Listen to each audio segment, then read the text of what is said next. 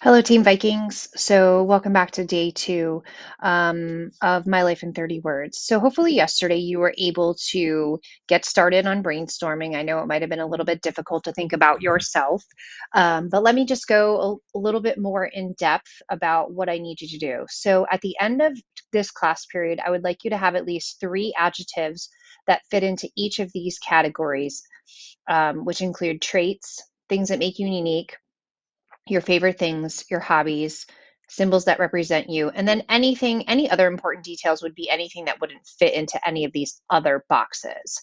Um, so for character traits, that's how people would describe you, how you would describe yourself, things that make you unique. How are you different from other people around you, your friends, your family, etc. You obviously know what your favorite things are, things that you like to do, things that you maybe food that you like to eat. It could be anything that is categorized as favorite, a team, a sports team, or something you do with a family member.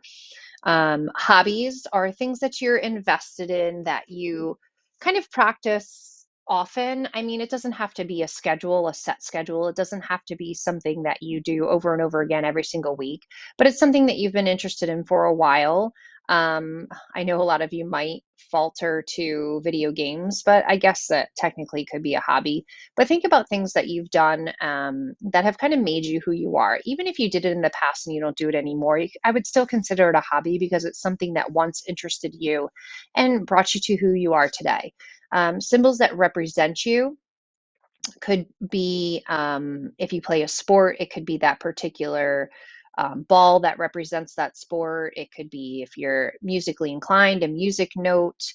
It could be a zodiac sign. It could be, I mean, if you're really into fashion, it could be, or makeup or whatever. It could be a makeup palette, whatever. It could be any picture that represents who you are. And then again, this last box is anything that doesn't fall into any of these categories. So again, three strong adjectives that help describe each of these columns by the end of class. So to kind of give you some more inspiration, let's look at the linked examples a little bit more in depth. So this person, all three of these were created by hand. So again, you will have that choice to create your poster by hand or digitally. So this one reads, I am a basketball and soccer player that enjoys music, drawing, sunflowers, butterflies, and hanging out with friends. Perfectionist, private, artistic, and altruistic. I travel, take pictures, and love dogs. So you see from that poem, they've incorporated symbols that represent them that were actually in their poem. So a basketball, a soccer ball, their numbers for those particular sports. This is the Eiffel Tower from Paris, which represents travel.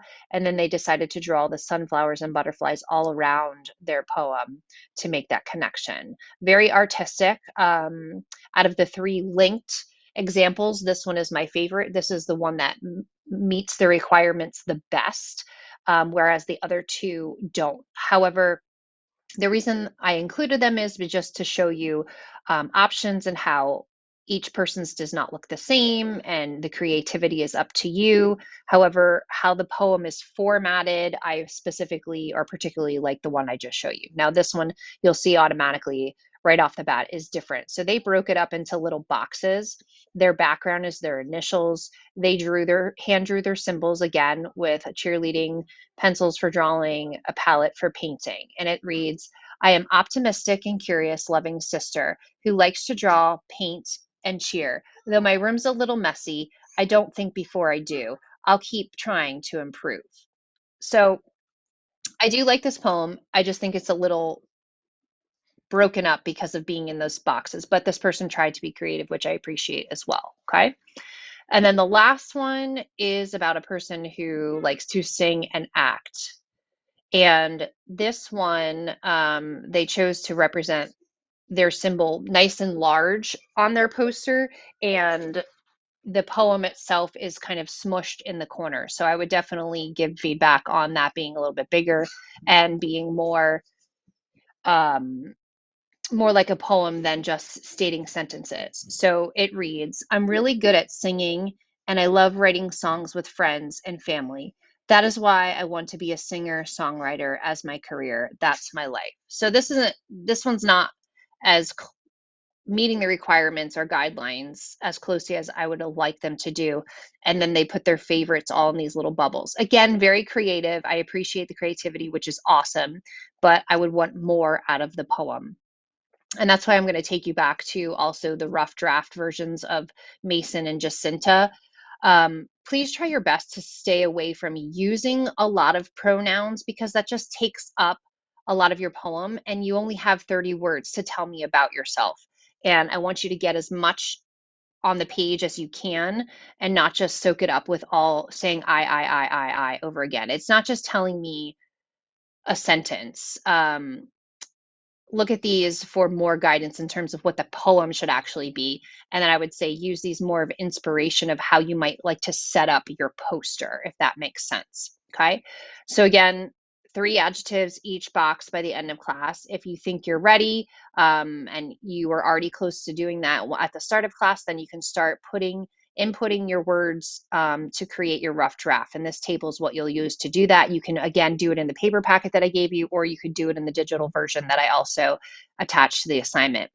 But just to show you quickly, it literally is 1 word per box. So I would say, I am a Spanish, okay? Legit, 1 word per box. And that's how you get exactly 30. And you will be graded on exact number, okay? So if you get there, I'm not saying you have to. I told you what I would like you to finish by the end of class, okay? If you have any questions, please feel free to reach out to me and I will help you the best that I can. And good luck. I look forward to seeing what you all come up with.